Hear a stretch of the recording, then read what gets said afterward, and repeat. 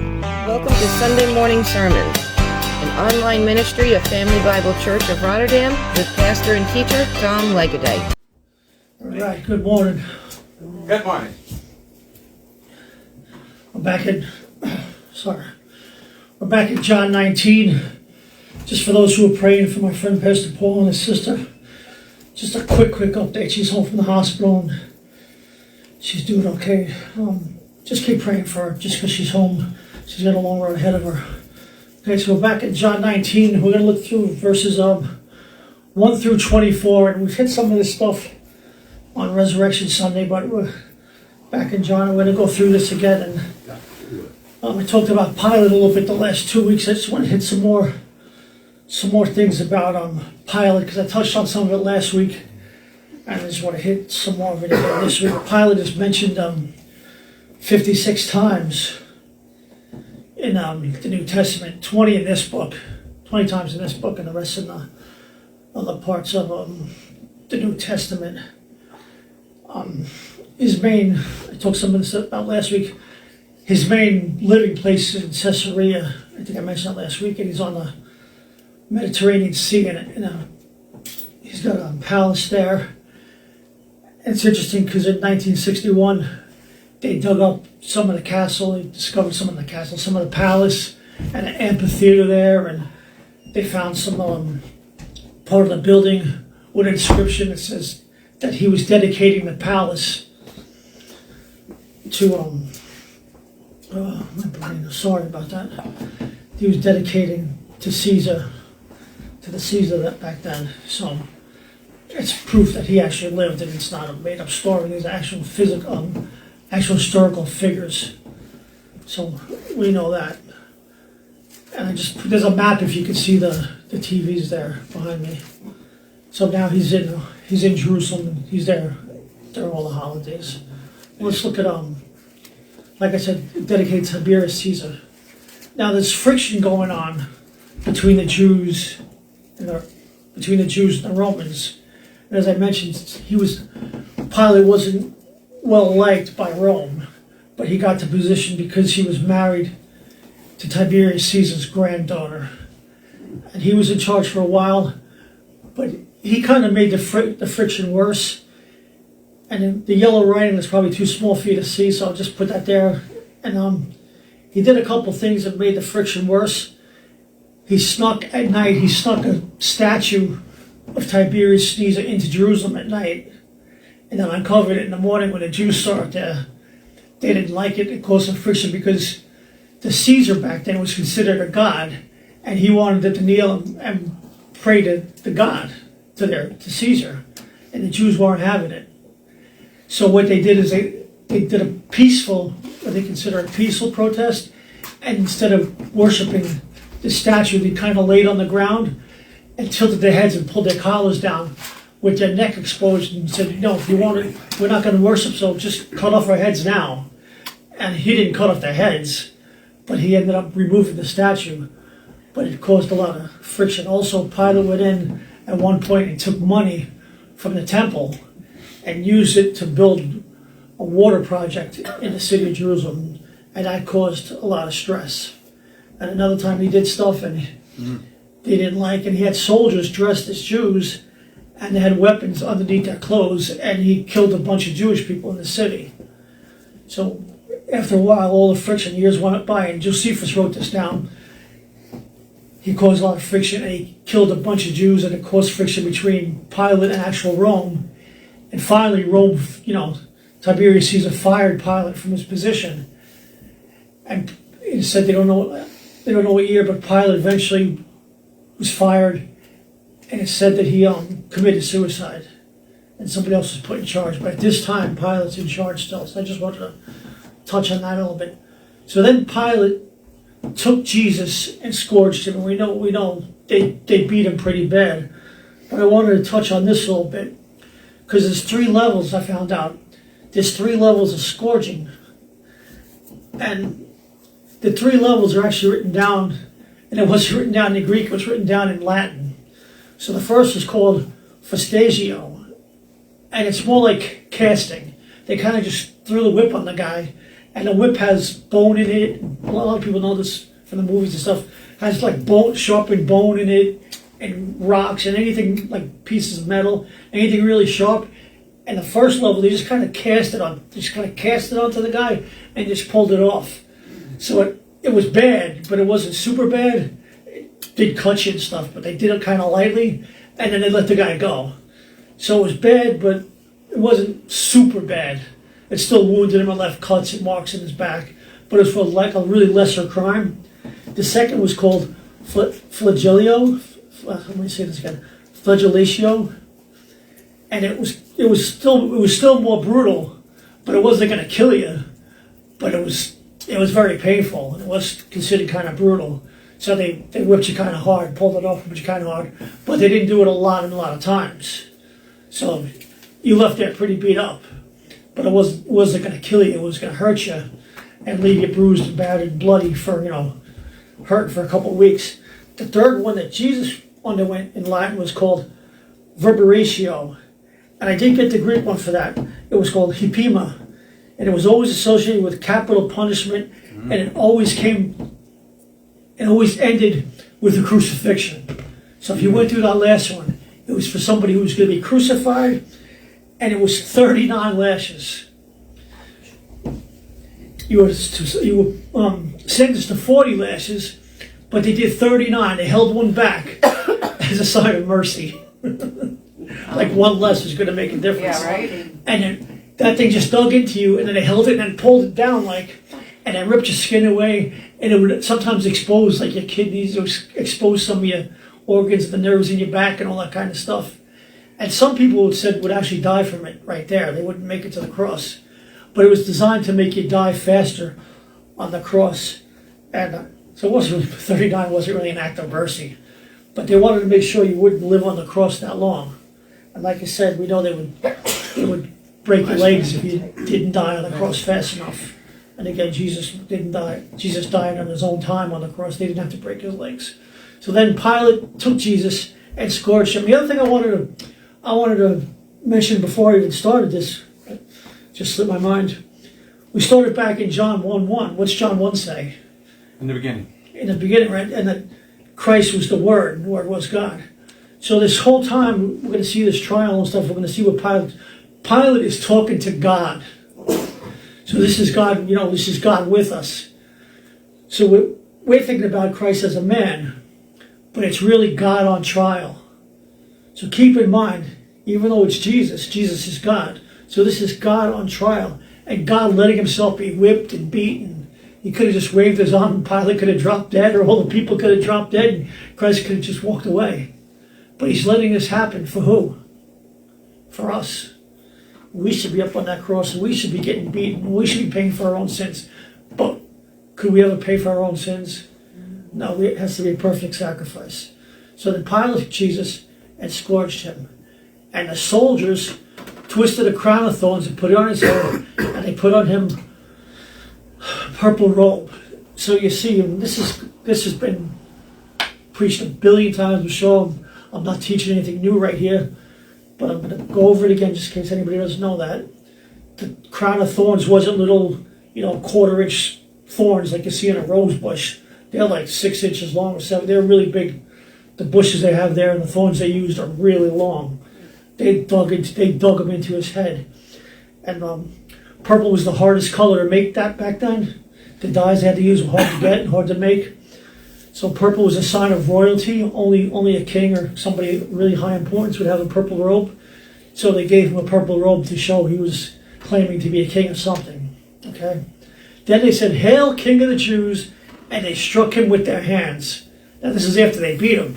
So he's all bloody and hurting. Now, you ever touch a wound that you had? And you're already hurt, and somebody, like you get a bad sunburn and somebody pats you on the back? Oh, God. Imagine being all bloody and beat up really bad, 39 lashes, and somebody pats you on the back. Forget about it. Forget about it. Pilate then went out again. So he takes him back out and said, "Behold, I am bringing him out to you, that you may know that I find no fault in him." Now that's 3 times you hear this. He says it 3 times. It's also in verse 6 of this chapter. We're going to see it. And in chapter 18, verse 38, it's said again. So it keeps getting repeated. I find no fault in him. Because Pilate wants to let him go. Pilate knows there's something about him. And remember, Pilate's wife has a dream about him and knows we shouldn't touch this guy. Pilate really wants to let him go.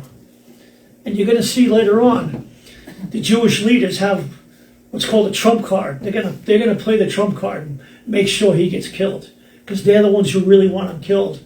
And Pilate's not going to be able to let him go. We'll get to that. We all know Wash that. his hands. Yeah. You know?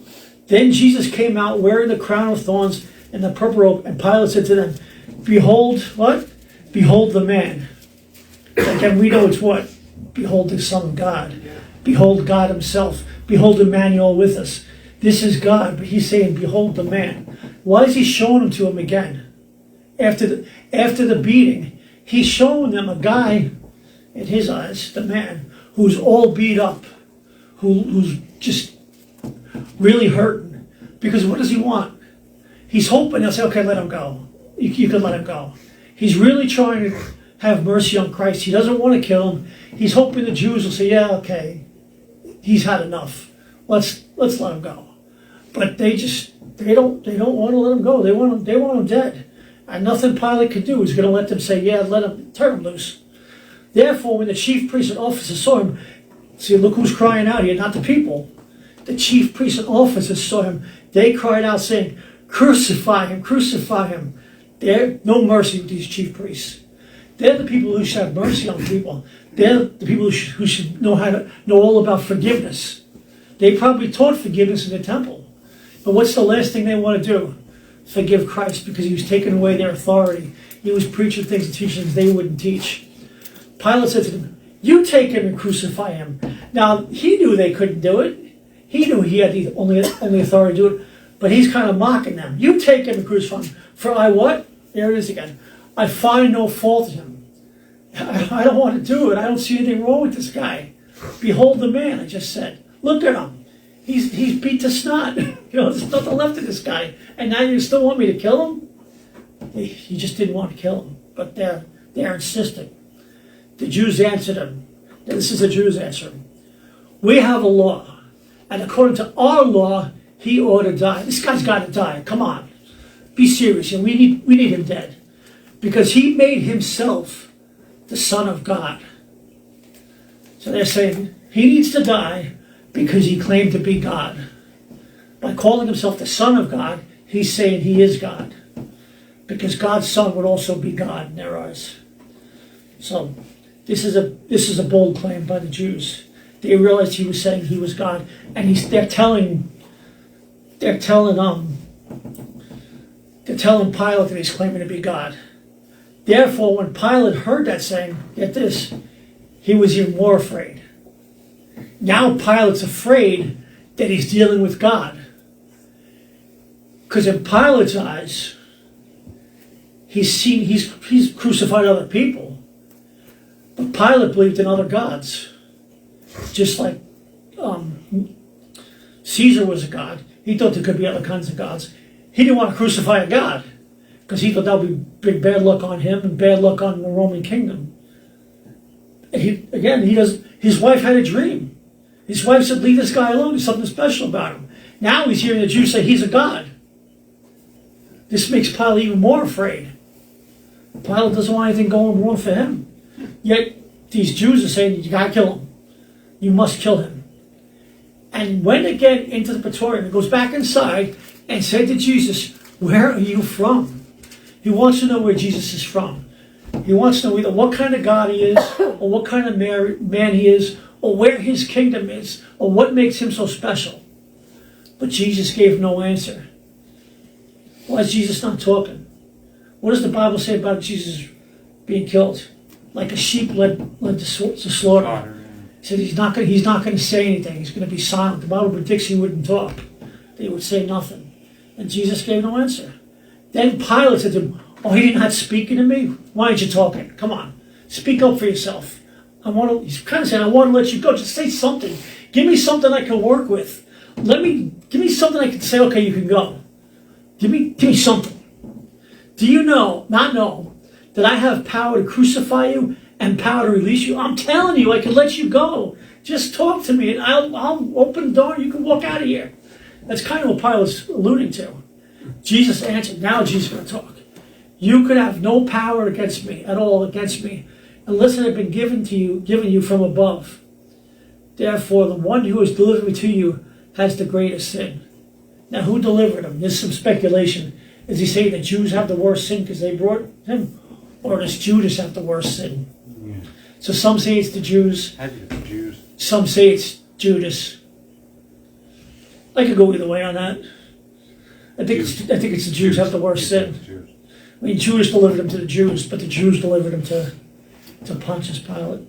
But didn't the Jews set that in motion, though? The Jews set it in motion, yeah. So it's probably the Jews. Yeah. And the Jews brought him there and started this whole thing. Put him to death. Judas was just being used by the Jews. Yeah. So the Jews really got this going. From then on, I think it's before that, but from then on, Pilate sought to release him, but the Jews cried out, saying, "Now here's the trump card." They got the one card, and the Jews are together. Let's do this. This will make him kill him. They get together and plan this out. If you let this man go, you are not Caesar's friend. So Tiberius Caesar is already kind of old, and there's a lot of friction among Tiberius Caesar's reign. And he knows there's some people against him. And Tiberius Caesar has already killed other people around him, that are other generals and stuff that want to get rid of him. So he's kind of paranoid. So if he hears anybody does anything against his wishes, he's going to kill that person. So he's like, you know what? If I do anything against Tiberius Caesar, he's going to kill me. Which he eventually does anyway, gets him down, or doesn't kill him, but fires him from that post, and he ends up, they think, killing himself, like I said. But he said, if you let this man go, you are not Caesar's friend. So he has to do everything he can. Pilate's do everything he can to stay Caesar's friend. So now, that's the trump card. I have to do this because if Caesar thinks I'm not his friend, my head's getting cut off. Whoever makes himself a king speaks against Caesar. You are not Caesar's friend. Whoever makes himself a king speaks against Caesar. So he said, you know what? If Jesus thinks he's a king, he's speaking against Caesar. If I don't kill him, I'm speaking against Caesar. And I'm dead. So I'm going to have to kill this guy. I'm going to have to lead him to the cross. When Pilate therefore heard that saying, he brought Jesus out and sat down in the judgment seat in a place that's called the pavement, so he's out in the open with the people. But in Hebrew called Gabbatha. Now was the preparation day of the Passover, right before the Passover, and about the 6th hour. And he said to the Jews, "Behold your king." So here's your king. He's claiming to be your king. But they cried out, away with him, crucify him. Pilate said to them, "Shall I crucify your king?" The chief priests answered, "We have no king but Caesar." So they're pledging their allegiance to Caesar, not to Christ, because again, they don't want Caesar mad at them. Then he delivered him to be crucified. So they took away Jesus and led him away. So they took him down the road and led him to where he was going to be crucified, so the Rome could crucify him. Again, Pilate had no choice, and we know he washed his hands of the thing, said, "You guys can have him," and we'll see that later. And he bearing his cross, Jesus had to carry his cross, went out to the place called the place of a skull, which is called in Hebrew Golgotha. And it's the mount where they crucified him. And I saw a picture of it. There actually it looks like it has a face on it. That's why they call it the skull. Where they crucified him, and 2 others with him, one on either side, and Jesus in the center. So you always see the picture of the 3 choruses, you know Jesus in the center. Now Pilate wrote a title and put it on the cross. And the writing was, "Jesus of Nazareth, the King of the Jews." So Pilate wrote that he was King of the Jews. You think the Jews were happy about that? No. That was a slap. The Sadducees and Pharisees and all the Jewish leaders weren't happy. Then many of the Jews read this title for the place where Jesus was crucified, was near the city. And it was written in Hebrew, Greek, and Latin. So he wrote it in 3 different languages. Therefore the chief priests of the Jews said to Pilate, "Do not write the King of the Jews," but he said, But, this is what he wanted to write, he said, I am the king of the Jews. So they didn't want it written that he was the king of the Jews. They wanted written that he said he was the king of the Jews. They just wanted that he was false God, that he said he was, but he really wasn't. Pilate answered, nope. What I have written, I have written. Too bad, so sad, I already wrote it. So Pilate kind of believed he was the king of the Jews. Said, I'm writing king of the Jews. I don't care what you say. I'm in charge here.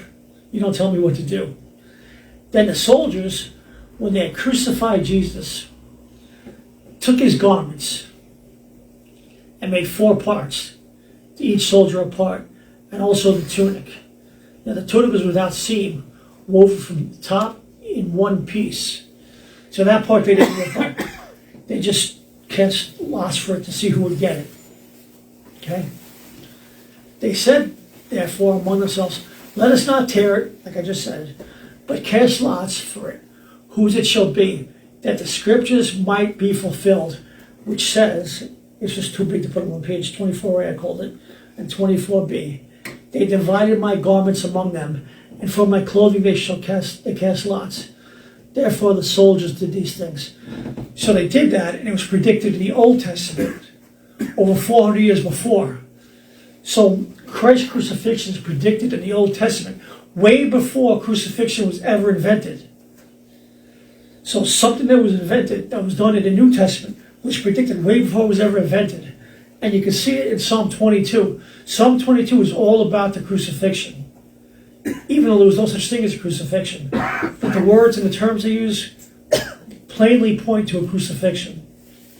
And I put it up here, and I'm going to leave you with this verse, because it was too long to do the whole chapter in one time. So Psalm 22:18, I'm going to leave you with this. Psalm 22:18 says, they divide my garments among them, and for my clothing they cast lots. And nobody really knew what that meant when they read Psalm 22 back then. But it was all about a crucifixion. And again, crucifixion was brutal. They put and we'll talk about that next week, where they put the nails and how the guy bled and how the guy stayed alive, all the stuff that went on around it. So I'm going to leave you with that. Just think about it. We'll give you more next week. I know there wasn't a lot in here because I didn't want to review stuff we've talked about year after year after year, but I gave you what I could.